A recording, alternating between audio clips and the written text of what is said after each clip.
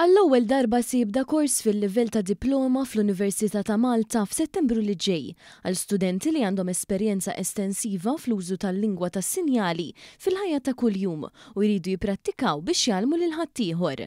Dan il-kors kien possibbli grazzi għall-investiment ta' 70,000 euro mill-Ministeru għall-Inklużjoni u l-Volontarjat.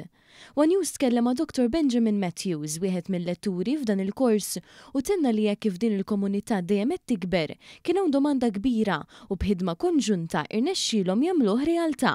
We've got a couple of visiting lecturers from abroad who are coming, who are deaf. So we've got deaf people teaching other deaf people to go on and train others in aspects of their own language and their culture.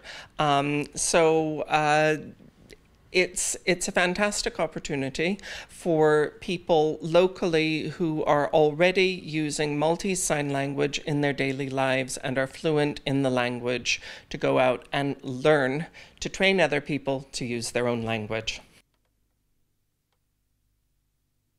Annabel Sher, il-President tal-Kunsill tal-Lingwa tas-Sinjali Maltija, qalet li dan il-kors jirrappreżenta pass sinifikanti l qudiem biex tiġi promossa iktar l-aċċessibilità lingwistika b'mod partikolari fil-qasam tal-lingwa tas-Sinjali Maltija.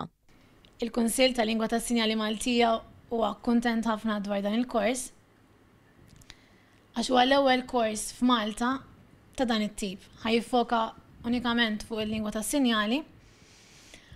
ħajkonna studenti li huma diġà jużaw il-lingwa tas-sinjali kuljum u ittihom opportunità biex jitrenjaw biex anke fil-futur ikunu jistgħu joffru korsijiet tal-lingwa tas-sinjali Maltija biex min jixtieq jitgħallimha ikun jista' ovvjament.